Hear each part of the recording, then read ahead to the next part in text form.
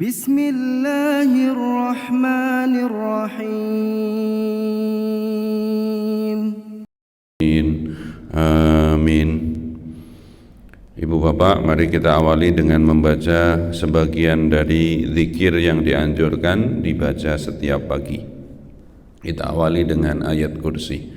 Allahu la ilaha illa huwal hayyul qayyum la ta'khudhuhu sinatun wa la nawm lahu ma fis samawati wa ma fil ardh man dalladhi yashfa'u indahu illa bi'idhnihi ya'lamu ma bayna aydihim wa ma khalfahum wa la yuhituna bi shay'in min ilmihi illa bima syaa وسع كرسيه السماوات والأرض ولا يؤوده حفظهما وهو العلي العظيم. Akhir surat Al-Baqarah. آمن الرسول بما أنزل إليه من ربه والمؤمنون كل آمن بالله وملائكته وكتبه ورسله لا نفرق بين أحد من رسله وقالوا سمعنا وأطعنا غفرانك ربنا وإليك المصير لا يكلف الله نفسا إلا وسعها لها ما كسبت وعليها ما اكتسبت ربنا لا تؤاخذنا إن نسينا أو أخطأنا ربنا ولا تحمل علينا إصرا كما حملته على الذين ربنا ولا تحملنا ما لا طاقة لنا به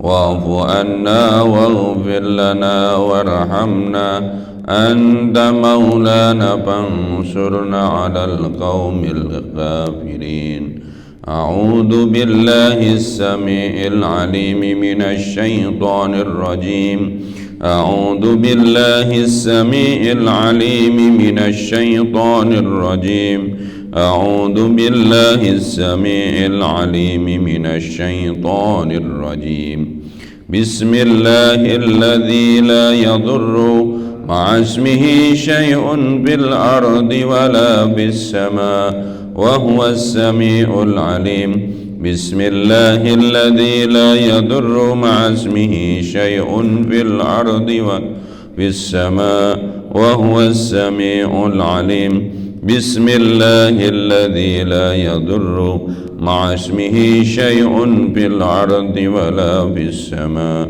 وهو السميع العليم رضيت بالله ربا وبالإسلام دينا وبمحمد نبيا ورسولا رضيت بالله ربا وبالإسلام دينا وبمحمد نبيا ورسولا رضيت بالله ربا وبالإسلام دينا وبمحمد نبيا ورسولا اللهم صل على سيدنا محمد وعلى آل سيدنا محمد كما صليت على سيدنا إبراهيم وعلى آل سيدنا إبراهيم وبارك على سيدنا محمد وعلى آل سيدنا محمد كما باركت على سيدنا إبراهيم وعلى آل سيدنا إبراهيم وبارك على سيدنا محمد وعلى آل سيدنا محمد كما باركت على سيدنا إبراهيم وعلى آل سيدنا إبراهيم إنك حميد مجيد اللهم إنا نسألك علما نافعا ورزقا حلالا طيبا واسعا وشفاء من كل داء اللهم إنا نسألك علما نافعا وعملا متقابلا ورزقا حلالا طيبا واسعا اللهم إنا نسألك علما نافعا ورزقا حلالا طيبا wa syi'an wa syifa'an min kulli dha. Taqabbalallahu minna wa minkum, taqabbal ya karim. Ibu bapak sekalian, alhamdulillah ketemu lagi ya, setelah terakhir kita ketemu waktu nuzulul Quran. Temanya waktu sebelum Ramadan kita bahas kitab Riyadhus Shalihin. Atas tugas dari DKM kita akan ngobrolin ya, kalau pas ada umur dan ada waktu, tentang kajian tematik dalam hal rukun agama yang ketiga. Rukun agama ada 3. Yang pertama, yang kelihatan, Islam. Yang tidak kelihatan, iman. Kalau Islamnya bagus, imannya bagus, maka akan timbul yang ketiga, ihsan. Ya, jadi ihsan itu apa? Kita beribadah seolah-olah kita melihat Allah. Kalau tidak, yakinlah Allah pasti melihat kita. Nah, ihsan ini diwujudkan dalam cabang ilmu dalam pendidikan agama Islam, itu disebut dengan kajian akhlak. Bahasa Arabnya tazkiyatun nufus, ada yang mengistilahkan namanya tasawuf. Jadi tahapan mengamalkan tasawuf itu harusnya dari depan dulu. Kerjakan syariatnya. Syariatnya itu mulai sholat, puasa, zakat, haji. Yang semua itu dilandasi dengan iman kepada Allah, malaikat Allah, kitab-kitab Allah, rasul-rasul Allah. Kita semua akan ketemu hari kiamat, dan kita tidak bisa keluar dari satu takdir ke takdir yang lain. Nah, kemudian timbullah atau wujud buah dari 2 pengamalan Islam dan iman itu baru disebut orang yang berakhlak atau orang yang bertasawuf. Contoh yang paling sederhana, kita sholat nih, sebagian ini sholat itu ya, ada yang pakai celana 3/4, mohon maaf, terus pakai sarung ya, terus pakai baju dalam, terus pakai baju koko, terus pakai baju pakai tutup kepala, terus masih bawa sorban. Kalau secara fikih, secara pengamalan agama Islam ya, sholat itu yang penting pakai apa kalau laki-laki? Sah dan tidak sahnya itu kalau sholat cukup pakai sarung aja. Jadi kalau ada yang ke masjid hanya pakai sarung, atasnya nggak pakai kaos, tapi pusar sampai lututnya tertutup, sholatnya sudah sah belum? Sah. Tapi kemudian kita punya pikiran sendiri, kalau kondangan aja rapi, masa sholat enggak rapi. Nah, sholat yang melebihi dari wajib itu sudah masuk ke wilayahnya ihsan. Jadi kita itu tanpa sengaja sudah mengamalkan ilmu tasawuf. Kalau ke masjid itu ya pakai sarung ya, mohon maaf, di dalamnya ada celana main bola ya, minimal celana kolor ya, atau celana dalam. Nah, kalau dari rumah ke masjid hanya pakai sarung, gondal gandul gitu ya, tidak ada dalemannya, sholatnya sah nggak? Sah. Ya. Terus pakai sarung, atasnya kaos SBY Budiono, sah nggak? Tahun berapa itu kaosnya? Masih dipakai untuk sholat? Itu. Jadi kita itu tidak menyadari bahwa selama ini kita dididik oleh ulama-ulama kita zaman kita kecil gitu ya, kalau mau ke masjid pakai sarung, pakai baju koko, pakai peci. Nggak pakai peci sholatnya sah nggak? Nah, sekarang pertanyaannya, kalau imamnya peci hitam, makmumnya peci putih, sholatnya sah nggak? Tidak sah, karena iya imamnya peci. Ini guyonan kan. Jadi imamnya peci hitam, makmumnya peci putih. Pakai peci putih ya, lebih lengkapnya ya. Imamnya peci hitam, makmumnya pakai peci. Sah nggak sholatnya tadi? Ini jebakan pagi-pagi ya.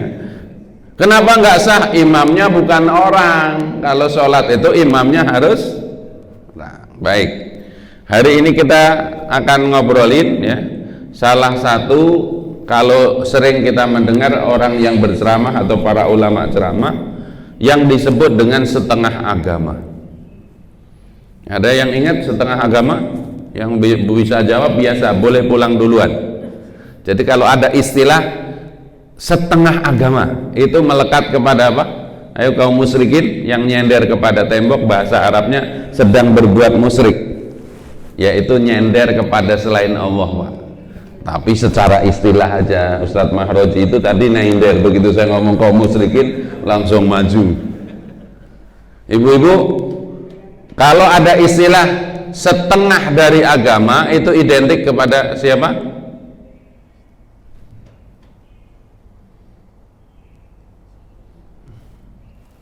Ya.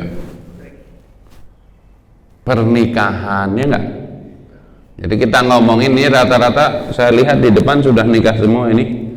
Kalau yang 2 kali 3 kali saya nggak tahu ya, cuman wajahnya wajah sudah menikah semua. Nah, pernikahan itu sering disebut sebagai setengah dari agama. Maka karena ini bagian setengah dari agama, maka harusnya orang menikah itu sudah sadar bahwa setengah dari ujian agama kita ada di dalam pernikahan. Kan matematikanya begitu, 100 dibagi 2, 50 toh? Berarti kalau mengatakan pernikahan adalah setengah dari mengamalkan agama, berarti setengah dari ujian hidup ada di mana? Pernikahan.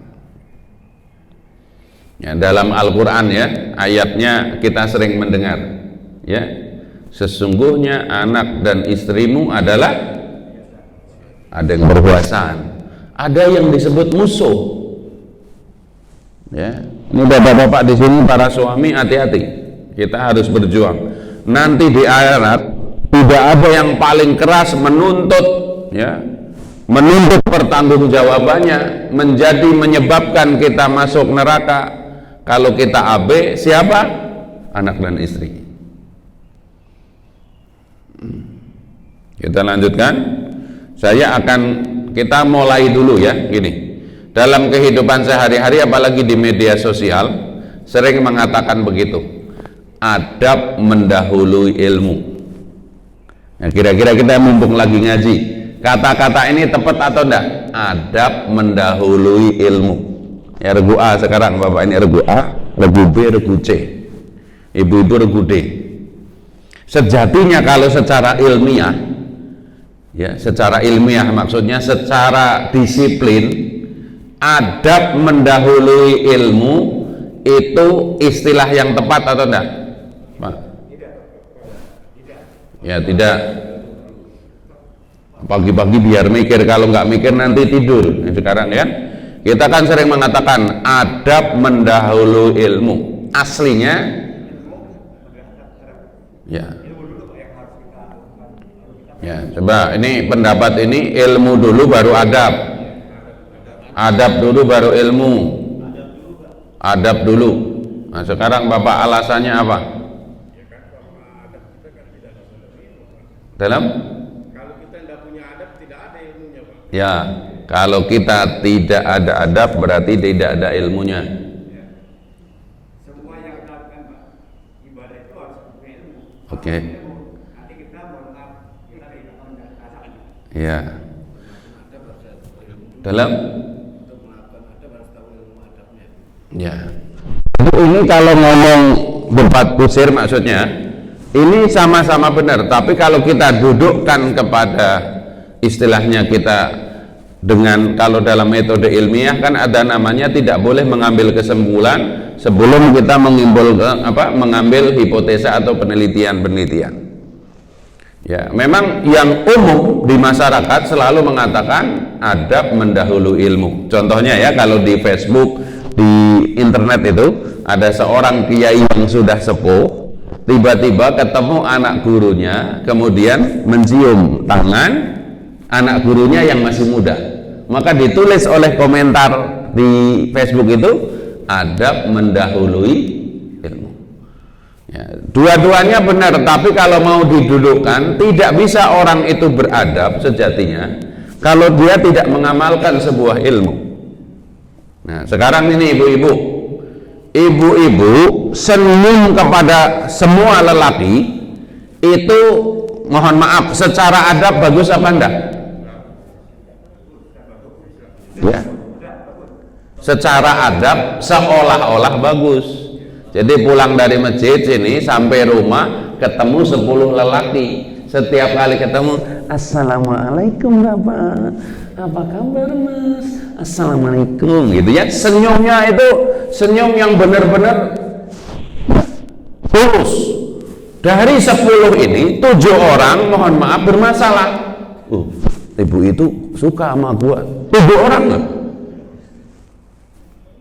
Maka secara ilmu, kata para ulama, ya, kembali kepada Al-Quran, istri-istri Rasulullah itu kalau ketemu dengan sahabat ketus, ya, ketus yang dilandasi dengan ilmu ternyata lebih menyelamatkan daripada aramah, dalam tanda kutub apa tadi, beradab tidak pakai ilmu. Jadi dua-duanya benar, karena apa? Orang punya ilmu juga kalau tidak beradab itu kan orang pasti ngomongin, tapi harusnya kita kembalikan lagi istilahnya, apa gunanya punya ilmu kalau ilmunya tidak dilakukan? Kalau secara yang umum kan hadisnya mengatakan hormati yang tua, sayangi yang muda. Mentang-mentang punya ilmu kemudian ketemu jamaahnya tua-tua gitu ya, gua kan ustadznya, ilmunya ada di saya, kemudian nggak sopan, otomatis semasjid langsung ngomong ustadz itu nggak punya adab gitu ya. Padahal orang ini tidak mengamalkan ilmunya. Jadi mari kita sepakat dulu nih ya, bahwa adab mendahului ilmu itu dari sisi tuntutan seorang yang punya ilmu itu harus diamalkan, harus menjadi orang yang paling beradab, orang yang paling berakhlak, ya kan? Menjadi contoh bagaimana ilmu itu diamalkan. Nah, tinggal sekarang apa namanya, saling memandang gitu loh. Kalau orang punya ilmu, harusnya pikirannya adab mendahului ilmu. Kalau kita nggak punya ilmu, pikirannya harus punya ilmu biar punya adab, itu baru ketemu ya. Kalau tadi masing-masing kita berpikir dengan logika sederhananya, enggak bisa, harus adabnya dulu baru ilmu. Nah, ini nggak selesai. Ini kan majelis taklim, tugas kita dudukkan. Baik, sekarang kita akan mulai ya, karena ini ilmunya dulu, kita ilmui kembali. Dalam sebuah pernikahan ada 3 hal yang perlu kita ingat. Meskipun di sini yang sudah menikah 40 tahun, 50 tahun, ada yang mungkin baru. Nah, biasanya kalau lagi acara akad nikah, pengajian pranikah, paling lama itu ustadz dikasih ceramah berapa lama ustadz? Kalau akad nikah itu saya sering ketemu IO, katanya suruh ceramah 7 menit. Ustadz nanti ceramahnya 7 menit ya, karena ada sungkeman begini. Saya termasuk yang langsung nolak, tidak mau. Saya ngosongin jadwal setengah hari, 3-4 jam, datang ke situ kadang-kadang pagi-pagi jam 8, terus sama kamu dikasih mic 7 menit, nggak mau, yang lain aja. 10 Ustadz, nggak mau. Nah, kalau 15 menit baru itu. Ini masalah kita loh, ibu bapak yang mau nikahin anak atau apa, sesuatu yang sifatnya seremonial itu seolah-olah lebih penting, sementara nasihat yang harusnya sangat penting itu hampir nggak ada waktu. Rumah tangga Islam kita ini kalau mau nikah, setahun sebelum nikah nggak ada yang sibuk cari ilmu, pasangannya itu nggak ada, nyari gedung, apa lagi pak, catering, foto, ke ASMK cari pernik-pernik untuk souvenir, ke KUA aja kadang-kadang ngeluh tukang ojek, bukan yang mau nikah itu datang ke KUA daftar ya.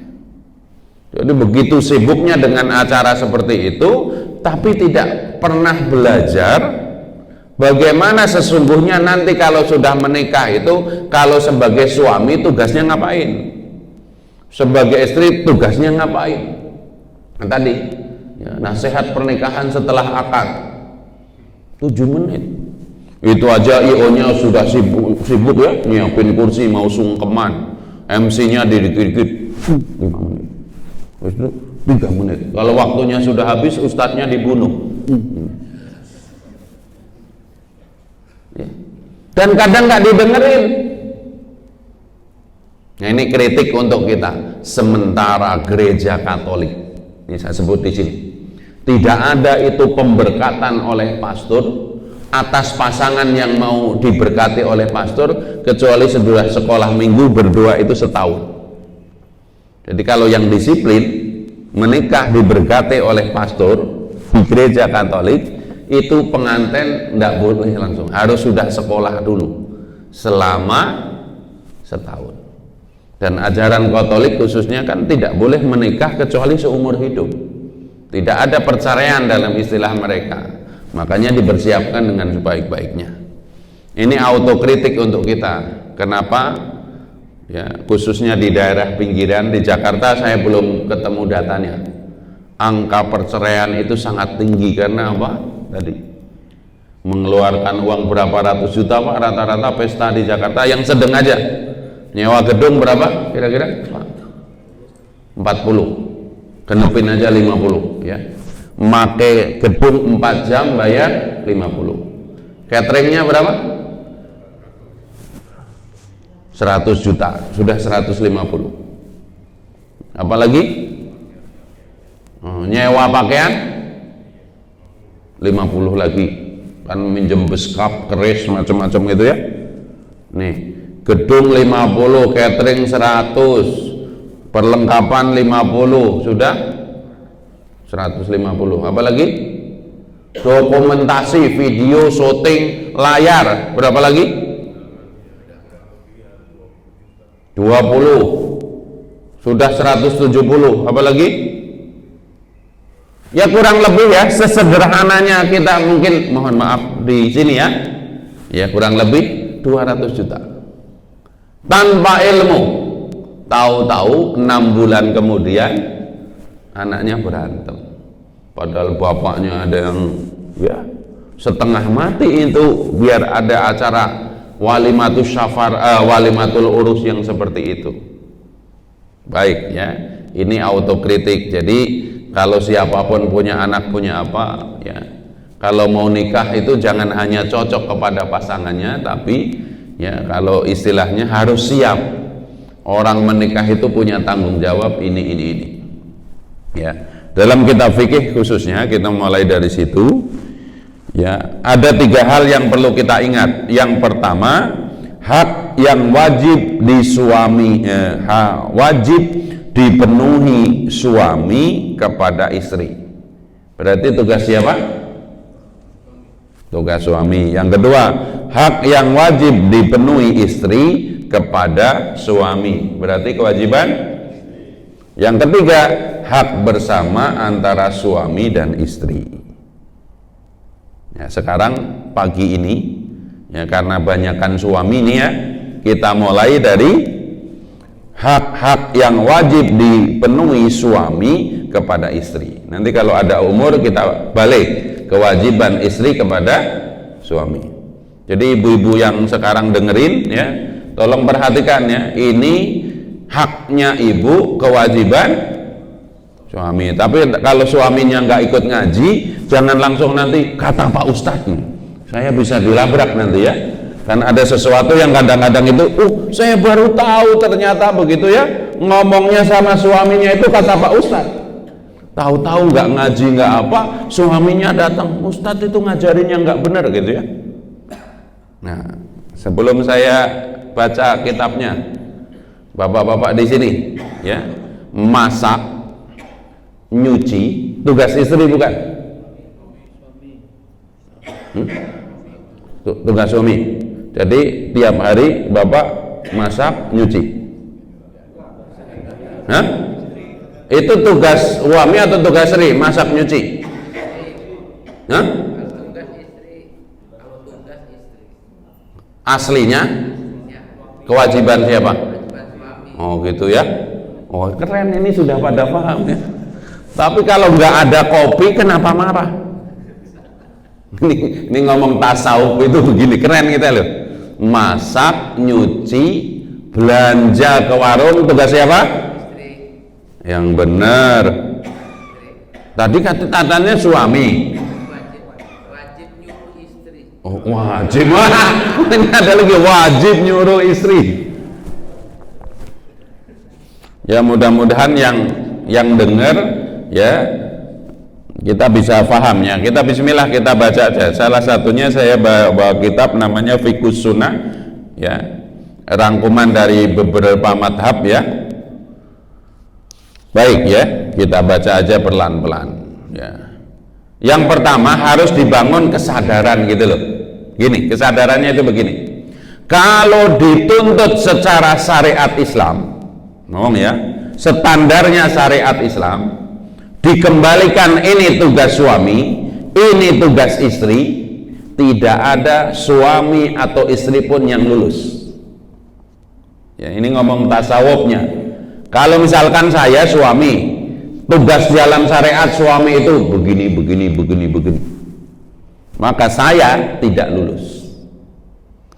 Jadi kalau saya tidak memenuhi syariat Islam dalam tugas saya sebagai suami, saya dosa tiap hari.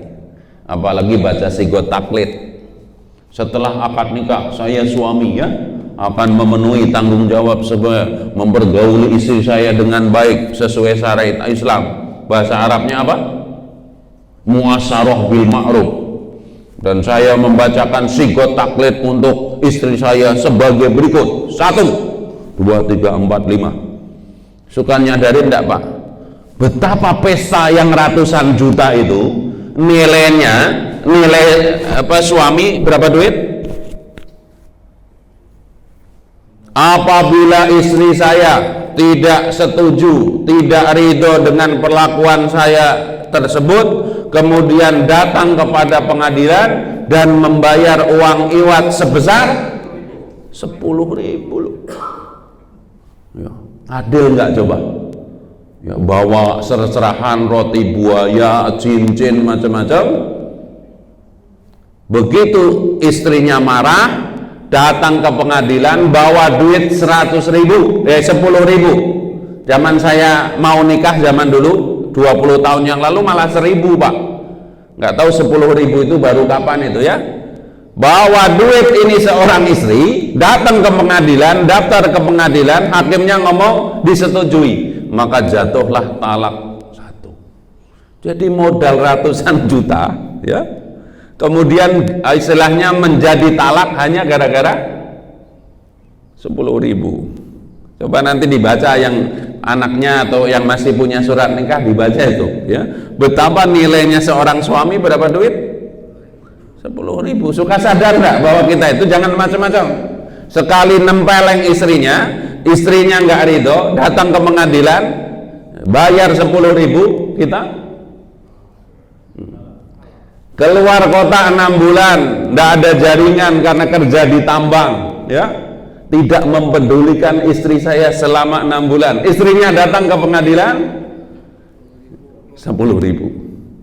Ini untuk bahan kita mikir aja, ternyata nilai kita di sigot taklid loh, bukan di itu. Jadi makanya ada ulama yang memakruhkan membaca sigot taklid itu. Karena apa? Sesuatu yang tidak ada di dalam fikih, kemudian dia berjanji begini. Siap ya Bapak-bapak ya? Sekarang kita baca kembali ya, tugas kita kepada istri. Kalau ibu-ibu di sini ada yang kebetulan suaminya ada di sini, saya udah ngomong dari sekarang ya, jangan langsung dituntut. Tuh kan Pak ya, ini kan lagi-lagi mencari ilmu dulu loh. Jangan sampai nanti DKM juga disomasi sama jamaah itu ajaran begitu kenapa dibuka lagi kan. Ya, jadi kesadaran yang harus dibangun, tidak ada satupun suami kecuali Rasulullah yang kalau dihitung secara syariat itu lulus. Juga tidak ada satu orang pun istri kalau dihitung dengan syariat Islam lulus. Padahal kalau saya suami tidak bisa memenuhi tugas saya sebagai suami, istri saya tidak ridho, saya dosa tiap hari. Kalau ada seorang istri, suaminya tidak ridho setiap hari, dosa terus.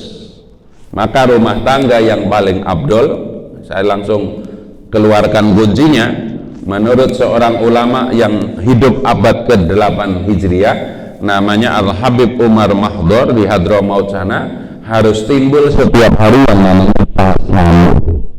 Tasamuh itu bahasa kita toleransi.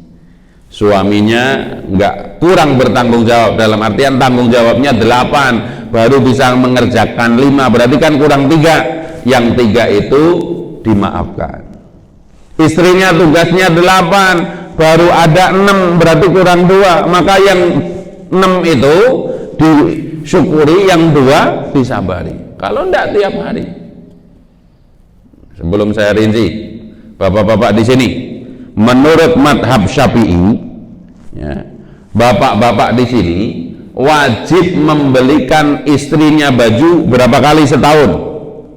Ini ngomong yang wajib. Istri saya tiap ngaji beli baju, itu di luar urusan. Ya, ayo, Pak. Menurut kewajiban syariat, bapak beliin baju istrinya setahun berapa kali? Sekali aja lebaran. Ibu-ibu tiap hari beli baju katanya. Itu beda lagi. Kita ngomong ilmunya loh. Secara madhab Syafi'i aja yang paling dekat kepada kita belajar dari kecil. Madhab Syafi'i ya, sebagai pemikiran fikihnya gitu, seorang suami itu setahun harus beliin baju berapa kali? 1, Pak? Enggak tahu. 3. Ya, nanti itu ya, itu kan contoh ya. Kita mulai ya. Kesadaran suami istri untuk melaksanakan kewajiban masing-masing dan kesediaan mereka guna memikul tanggung jawab adalah faktor penting yang sangat menunjang ketentraman dan ketenangan batin. Ingat, ilmunya kewajiban suami, ilmunya kewajiban istri. Dibangun dengan tadi akhlak, adabnya. Kalau jadi suami, fokus kepada tugasnya sebagai suami atau nuntut istrinya? Ayo, tugas. Kalau jadi istri, fokus nuntut suami atau fokus kepada tugasnya seorang istri? Ini ketemu. Tapi kalau enggak, ini suami saya enggak bener. Kalau di rumah kerjaannya pakai kaos SBY Budiono sama sarung yang sudah 10 tahun lebaran ngondoy, ya kan? Giliran kalau kondangan keluar ke pos ronda aja wangi rapi. Jadi pikirannya begitu. Si suami juga begitu, kamu juga kalau di rumah daster lepet, ya pakai kocok sini, pakai koyo, pakai minyak kutus-kutus macam-macam. Giliran kondangan begitu rapinya, arisan begitu rapinya, nggak rame nih. Ya. Pertama, hak yang wajib dipenuhi suami. Berarti ini haknya istri, kewajiban suami. 1. Hak-hak istri yang wajib ditunaikan oleh suami antara lain, yang pertama hak sifatnya materi, yang kedua non materi. Yang materi apa saja, Pak? Diingat-ingat, seorang suami itu wajib memberikan kepada istrinya materi berupa 1,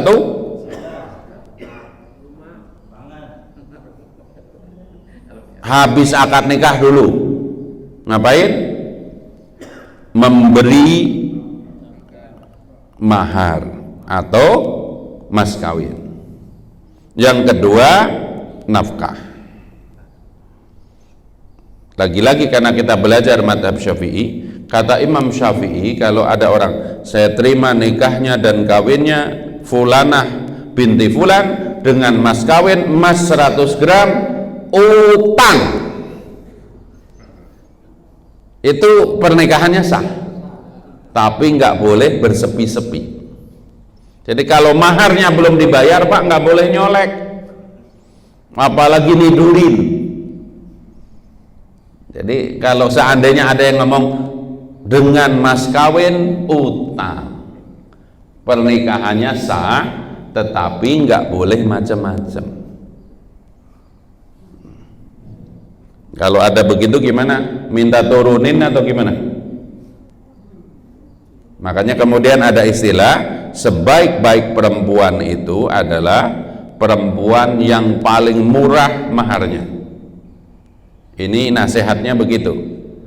Tapi jangan itu dimanfaatkan oleh seorang calon suami. Kamu tahu nggak ilmunya? Sebaik-baik perempuan itu yang paling baik, yang paling murah maharnya.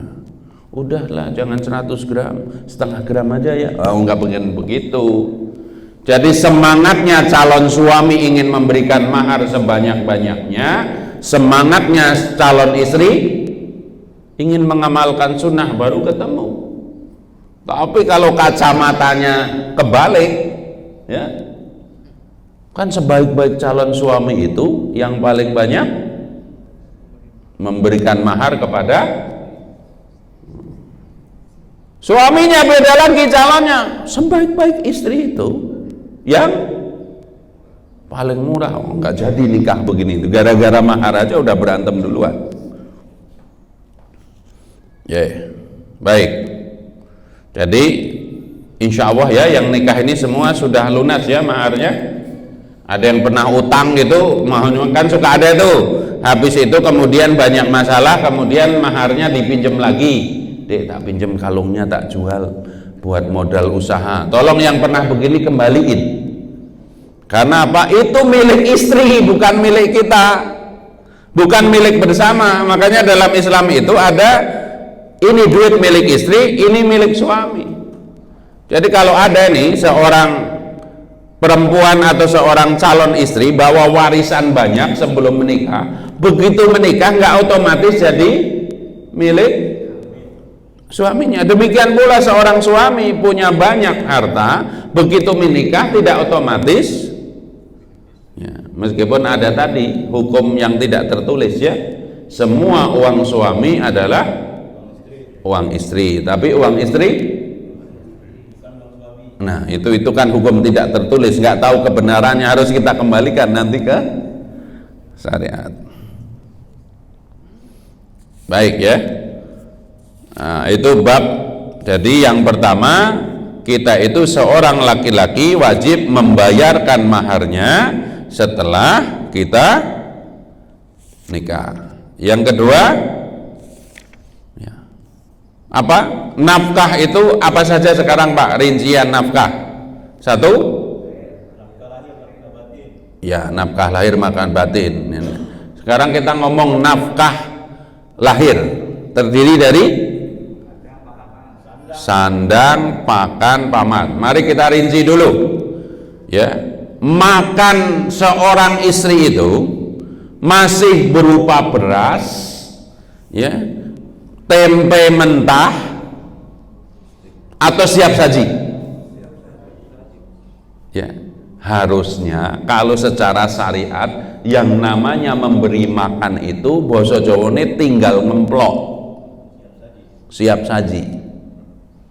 Nah, faktanya selama ini ya, siap saji atau barang mentah atau duit. Hah? Nah, jadi ini aja mohon maaf kita sudah abai. Kalau ada seorang istri ngomong, saya nggak mau masak, bukan tugas saya. Istri begini benar apa enggak? Benar. Tapi hati-hati Bu, jangan suka ngomong begitu. Nanti suaminya bakal ngomong, ya sudah kalau kamu nggak mau masak, saya nyari yang mau masakin. Kan serba susah ya kan? Suaminya tahu fikih, yang namanya apa namanya masak itu memang bukan tugas kamu. Tapi saya sibuk mencari duit, kalau saya masak juga, kapan saya mencari duit? Iya, tapi kan saya tugasnya nggak masak Pak. Ya sudah, kamu kan nggak mau. saya nyariin adik buat kamu ya, yang mau masak. Banyak kok di luar yang mau. Repot lagi begitu. Jadi gini, ini perlindungan syariat kepada seorang perempuan. Kalau sebelum nikah makannya 2 kali, maka kita begitu nikah dengan kita makannya 2 kali. Ya, kalau sebelum nikah makannya mohon maaf tempe, ya harus minimal sama. Nah itu makanya dalam pernikahan itu butuh yang namanya cinta. Cinta hakiki itu setelah nikah. Kenapa begitu? Meskipun garam, kalau cinta rasa tempe. Meskipun tai kambing katanya seperti coklat. Bapak udah pernah makan berarti ya. Ini kok sepakat di semua orang katanya gara-gara cinta tai kambing rasa. Ibu-ibu begitu Bu, gara-gara cinta. Ya. Jadi gini, kalau ada yang akad nikah jam 8 pagi, makan siang itu sudah tugas suaminya.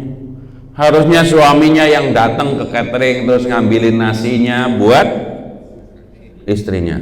Faktanya kebalik apa enggak? Kebalik. Maka harus banyak minta maaf Pak. Bab ngasih makan aja kita itu sebenarnya ya seperti itu. Ibu-ibu jangan pernah ngomong, rugi Ustadz selama ini saya masak, ternyata bukan kewajiban saya. Nah, mari kita ilmui dengan ilmu tasawuf. Maksudnya sesuatu yang bukan wajib dikerjakan berarti ibadah sunnah. Ya, makanya tadi saya ngomong, kalau ada suami kurang-kurang terhadap kewajibannya, seorang istri itu dituntut secara akhlak berdasarkan ilmu untuk maklum. Kenapa maklum? Biar suaminya enggak dosa setiap hari. Kalau ada kekurangan tidak diridhoi kan menjadi dosa. Ya. 1 makan, kalau biasa 3 kali. 2 menutup aurat. Mazhab Syafi'i khususnya mewajibkan kita para suami membelikan yang wajib sesuai musim. Kalau di Indonesia musimnya ada berapa? 2. Kalau musim panas dibelikan baju yang nyaman di pakaian waktu musim kemarau, kalau musim dingin dibelikan. Seandainya nih duit kita hanya mampu untuk beli baju sekali, istrinya nggak ridho, kita dosa itu, setengah tahun dosa. Karena kan musim hujan 6 bulan ya, hitunglah begitu. Musim kemarau 6 bulan. Waktu musim kemarau itu kita nggak bisa beliin baju yang nyaman dipakai untuk istrinya marah setiap hari, kita dosa. Ya Pak? Sama aja Pak, kan nanti belum ini lagi. Makanya kita kan lagi ngomong sebagai suami itu kita banyak dosa. Nanti kalau bab istrinya juga kata istri dosa mulu gua, ini kan lagi belajar nanti. Ya. Sudah imsak. 1 makan sesuai dengan adatnya, semampunya maksudnya gitu. Yang kedua pakaian 2 kali. Yang ketiga tempat tinggal. Jadi kalau ada seandainya seorang istri, Mas, aku itu kan di rumah saya rumahnya gede. Nanti kalau nikah sama sampean, saya nggak mau tinggal di rumah petak. Ya. Ini perkataan ini secara fikih benar Pak. Kalau niat mau nikah sama saya minimal apartemen studio, jangan rumah petak. Saya nggak siap. Karena apa? Seorang suami wajib jangan sampai downgrade gitu loh. Waktu sama bapaknya begitu nyamannya, begitu ikut kita, mana rumah petak, di depan gang ada preman, tiap hari disuit-suitin gitu. Kalau ada seorang istri nggak ridho tinggal di rumah petak, maka suaminya dosa. Dosa lagi kata, ini ngomong fikih kan gitu. Makanya cinta waktu pernikahan itu sangat penting. Karena apa? Nggak apa-apa di rumah petak, yang penting sama Mas. Nggak apa-apa saya yang masak, yang penting sampean pulang. Jangan makan di warung Sunda yang pelayannya begitu, misalnya begitu ya. Itu kan bagian dari itu. Jadi makan, pakaian, tempat tinggal. Bahkan kalau seandainya si anak atau calon istri kita itu dari kecil ada susternya, ada yang merawat, sampai gede ada yang melayani, ya kewajiban kita kalau mampu itu harus langsung menyiapkan pembantu. Pembantu itu tugasnya suami. Ya, ini ya, ibu-ibu saya udah wanti-wanti ya, jangan ini langsung ditelan mentah-mentah, ya pulang baru tahu ternyata tugasnya tidak wajib masak, tidak wajib nyuci, sejak Nabi ini nggak pernah nyuci, nggak pernah masak. Ini satu DKM masjid ini akan didemo, yang kedua saya dianggap mengajarkan ajaran sesat. Ini kan ngomong kedudukan, mungkin itu ya sebagai itu. Yang kedua tadi disebut muasyarah bil ma'ruf. Laki-laki itu kalau nyapa istrinya dengan baik, kalau ngasih duit yang baik, pakai SMS atau WA, Dek sudah tak transfer ya 10 juta, harus habis 2 minggu gitu, misalnya begitu. Jangan pulang kerja bawa duit dilempar, nih duit mana cuma 600.000 dilempar lagi gitu ya, seperti itu. Wallahu a'lam bishawab ya. Jadi mudah-mudahan kita para suami harus sadar ya, bahwa tugas menyiapkan sarana dan prasarana itu tugas utama kita. Makanya nanti turun bagaimana kalau ada seorang istri turut bekerja, bagaimana hukumnya, duit yang dihasilkan dari kerjanya seorang istri itu buat apa saja, dan seterusnya. Wallahu a'lam bishawab. Sebelum kita tutup, ada yang mau disampaikan? Siap.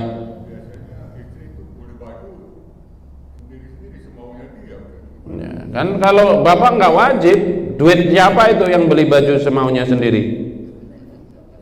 Tadi kata ibu di situ tiap hari beli baju, berarti setahun 365 kali ya nggak? Kalau tiap hari. Siap.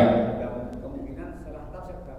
Musim itu ditafsirkan musim lebaran, musim pertengahan. Makanya saya tegaskan tadi, musim yang dimaksud itu cuaca. Kalau misalkan orang-orang di Irak ya, orang-orang di Irak tempatnya Imam Hanafi misalnya, itu kan ada musim gugur, musim semi, musim panas, musim dingin, berarti 4 atau minimal 2. Jangan salah tafsir, makanya kita tegaskan musim itu bukan musim tadi ya, musim lebaran, nanti musim orang mau nengok haji bajunya lain lagi ya, musim orang lahiran ya, mau nengok bayi bajunya lain lagi ya, jontor ya itu. Insya Allah enggak salah tafsir yang itu ya. Musimnya itu musim yang urusannya dengan ya, panas atau dingin tadi kan, kenyamanan di situ. Jangan sampai waktu musim dingin kedinginan ya, berarti ada selimut, ada macam-macam. Termasuk kalau ingin istrinya cakep ya dimodalin, itu tugas suami. Kamu nyalon sebulan 2 kali, ada duitnya. Kamu pakai lipstik, beliin lipstiknya. Jangan nuntut mulu, ini buat beli tempe, beli lipstik, beli bedak, ya sekian. Gitu. Ibu-ibu ada yang mau ditanyakan? Tolong ya, jangan sampai maksud kita itu belajar ilmu itu agar kita, oh ini berarti gini. Kalau ada tugas suami yang belum dikerjakan suami, ibu ridho, tambahan pahala. Bapak tugas istri ada yang tidak terpenuhi, sabar, itu tambahan pahala. Jadi melihatnya tambahan pahala, bukan istri nggak bener begini aja nggak dikerjain, nggak ridho saya sampai akhirat. Ya jangan, masa kita menyebabkan pasangan kita masuk neraka. Na'udzubillah min dzalik. Al-Fatihah. A'udzubillahi minasyaitonir rajim. Bismillahirrahmanirrahim. Alhamdulillahirabbil alamin arrahmanir rahim maliki yaumiddin. Iyyaka na'budu wa iyyaka nasta'in ihdinas siratal mustaqim siratal ladzina an'amta 'alaihim ghairil maghdubi 'alaihim waladdallin. Amin. Wa sallallahu ala nabiyyina Muhammad wa alihi wa sahbihi wa barik wa sallim ajmain. Rabbana hab lana min azwajina wa dzurriyyatina qurrata a'yun waj'alna lil muttaqina imama. Ya Allah, jadikanlah pasangan hidup kami, anak dan keturunan kami sebagai penyejuk mata kami. Mampukan kami menjadi suami yang paling bertanggung jawab kepada pasangan hidup kami.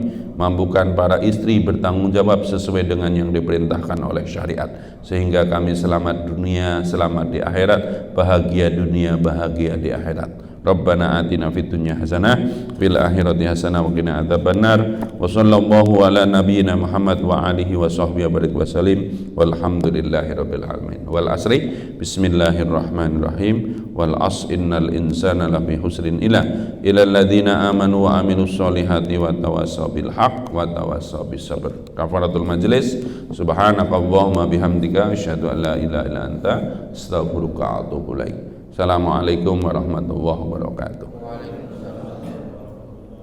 Jangan lupa sebelum pulang naik haji dulu ya, sholat 2 rakaat syuruk. فَبِأَيِّ آلَاءِ رَبِّكُمَا تُكَذِّبَانِ